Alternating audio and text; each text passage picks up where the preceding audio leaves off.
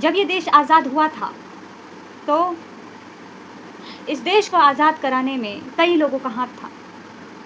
अगर उस वक्त भी आपस में ही भेदभाव करके अलग हो जाते, जातिवाद करके, कपड़ों को लेके ताने मार के या क्या खाते, इन सब लेकर चीज़ों को लेकर के अगर भेदभाव करते तो शायद वो एक ना होते और अंग्रेज़ों को खदेड़ कर ना भगाते। उनमें से एक ऐसी समुदाय थी जिनका नाम ना इतिहासों में आया, ना ये लोग आज भी चर्चा करते हैं। उनमें से वेश्याएँ भी थी जिन्होंने देश को सपोर्ट किया, पर उनका नाम कहीं नहीं आया। सिर्फ हिंदू, मुसलमान और फलाना ढिमका इन लोगों का नाम आया। तो ये इस देश के लोग उस वक्त भी भेदभाव करते रहे और आज भी भेदभाव करते हैं। आज में और कल में इतना फ़र्क है कि आज सिर्फ लोगों को कपड़ों से कंपेयर करते हैं, उनके चाल चलन से कंपेयर करते हैं, उनकी इज़्ज़त को देखते हुए कंपेयर करते हैं, उनको उनकी भावनाओं को देखते हुए कंपेयर नहीं करते हैं, उनके अदाओं को देखकर कंपेयर करते हैं और उस तरह से तवज्जो देते हैं लोगों को।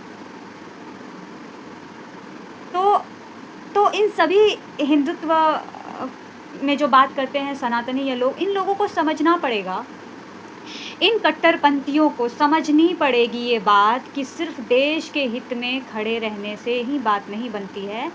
आपस में भेदभाव फूट डालने का काम भी नहीं करना चाहिए। दोनों ही चीज़ का ध्यान रखते हुए उसको अपने लक्ष्य की तरफ आगे बढ़ते रहना चाहिए।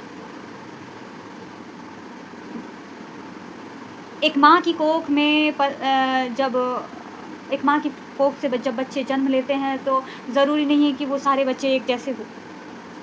और ये हमारा भारत से आगे जाओ, मैं दूसरी कंट्रियों की बात नहीं करूँगी, मैं इस ब्रह्मांड की बात करती हूँ, मैं इस वर्ल्ड की बात करती हूँ। ये पृथ्वी एक माँ है जिन्होंने हमें संभाले रखा है। अब इसके अंदर कुछ लुच्चे लफंगे भी हैं, कुछ अच्छे भी हैं, कुछ बुरे भी हैं।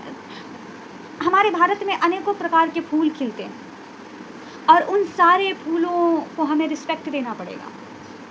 वो बात और है कि उसको देखते हुए कि कैसे सोचें, रिस्पेक्ट देना पड़ेगा, लेकिन साथ ही ये देखना पड़ेगा कि आपकी रिस्पेक्ट के काबिल कौन है। रिस्पेक्ट हर किसी को दे देना ऐसा है जैसे कीचड़ में पैर रखना। आप ये देखो कि आप रिस्पेक्ट किसको दे रहे हो, क्या वो सही इंसान है, क्या उसकी सोच अच्छी है। तो कुछ लोग जब रिस्पेक्ट देते हैं तो उसका रिस्पेक्ट नहीं, वो एक अमृत होता है, वो एक डायमंड होता है। ऐसे लोग जब किसी का साथ दे देते हैं तो फिर मरते दम तक निभाते हैं। और ऐसे लोग जो मरते दम तक साथ निभाते हैं वो लोग देश के लिए भी बहुत कुछ कर जाते हैं। तो देश को संभालता वही है जो अपनों को संभाल पाता है। अपनों से मतलब ये नहीं है कि आप दूसरों के साथ गद्दारी कर दो। यहाँ दो पहलू हैं, आपको समझना पड़ेगा। अपने तो फिर भी मान जाते हैं, लेकिन जब आप दूसरा रिश्ता बनाते हो तो उसमें आपको एफर्ट करना पड़ता है, बहुत सारी चीज़ें, उसको कंटिन्यू विश्वास दिलाना पड़ता है कि मैं हूँ, क्योंकि वो हमारा खून नहीं है। तो हमें कंटिन्यू उसको समझाना पड़ता है कि मैं हूँ। और इस जनरेशन की सबसे बड़ी गलती ये है कि विश्वास तो दिला देते हैं लेकिन बाद में विश्वासघात करते हैं। तो कैसे कोई चीज़ होगा। तो कुल मिला करके ये है कि ये एक्चुअल में सच में हमें इस सोच से आगे बढ़ने की ज़रूरत है। वाकई में मैं स्त्रियों से कहना चाहूँगी कि तुम आगे बढ़ो, बॉन्डिंग तोड़ दो, हर चीज़ तोड़ो। ये लोग सरेआम लौंडे यहाँ सड़कों पे मुँह दे रहे हैं, सरेआम कपड़े उतार दे रहे हैं, नंगा घूम रहे हैं। लड़कों को तो कुछ कहा नहीं जाता और लड़कियों को इज़्ज़त के नाम पर उसकी इतनी आज़ादी छीनी जा रही है। कभी कपड़े बड़े होते वो बुर्खा पर्दे लपेट देते हैं। इतनी आज़ादी छीनते हैं ये लोग, छीन दिए जाते हैं लड़कियों से। तो लड़कियों की आज़ादी, लड़कियों की चीज़ें आप लड़की समझ के नहीं, एक जेंडर से बाहर निकलो, क्योंकि वो बहुत ही गंदे और घटिया लोग होते हैं जो ये कहते हैं कि लड़कियों की इज़्ज़त उसकी उसमें होती है। अब इस चीज़ को ना उल्टा कर देते हैं। अब लड़कों की इज़्ज़त उसकी उसमें डाल देते हैं कि ओए सुन, रात को नहीं घूमेगा, दूसरी लड़की को नहीं छेड़ेगा, दूसरी लड़की की इज़्ज़त के साथ नहीं खेलेगा, जिसके इज़्ज़त के साथ खेलेगा, फिर चाहे वो जैसी भी हो, उसको तुझे निभाना पड़ेगा, बहुत सारी चीज़ें। अब लड़कों के उसमें इज़्ज़त घुसेड़ दो। आखिर तुम लोग लड़कियों की इज़्ज़त पर कब तक डिपेंड रहोगे? कब तक? कब तक? उसकी आज़ादी तो तुम्हें खलती है, उसका पहनावा ओढ़ावा तो तुम्हें खलता है, उसका अमीर होना तो तुम्हें खलता है। फिर चाहे वैसी सोच की महिलाएँ ही क्यों ना हो। मैं महिलाओं से भी एक बात कहना चाहूँगी कि मैं वो महिला कभी भी बनना पसंद नहीं करूँगी, जो दूसरी महिलाओं की आज़ादी को छीनती हो और उसके मर्दों को बहकाती हो।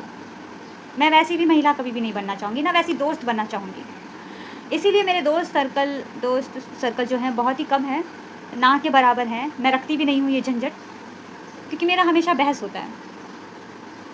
मैं वैसी दोस्त हूँ या बनना चाहती हूँ। तुमको तुम्हारी गर्लफ्रेंड्स को अगर मैं नहीं पसंद हूँ तो मुझसे बात मत करो, बस तुम अपना रिश्ता बचाओ। मैं वो बहन हूँ कि अगर मेरा भाई बोले कि दूर रहना है तुम सबसे, तो ठीक है, तुम जहाँ खुश हो वहाँ जाओ, बस हम लोगों को भूलना मत, इतना काफ़ी होता है। देखो, इस दुनिया में ज़रूरी नहीं है कि जो आया है उसके साथ कोई जाए ही। इस दुनिया में साथ निभाने के लिए तो लोग रह जाते हैं, पर इसका मतलब ये नहीं है कि हम उस पर निर्भर हो जाएं। अनाथ की ज़िंदगी देख लो। हमारे संसार में बहुत सारे ऐसे एग्ज़ाम्पल हैं जो हमें बहुत कुछ सिखाती है, बहुत ही कुछ सिखाती है। अनाथ हमें कुछ और सिखाती है, एक कपल हमें कुछ और सिखाती है, एक एक एक शराबी हमें कुछ और सिखाता है, एक दयावान लोग हमें कुछ और सिखा जाते हैं, एक देश हमें कुछ और सिखा जाता है। बहुत सारी चीज़ें हैं जो हमें बहुत कुछ सिखा देती है। तो फिर भी हम इतने पीछे क्यों हैं? मुझे समझ में नहीं आता कि हम इतने पीछे क्यों हैं।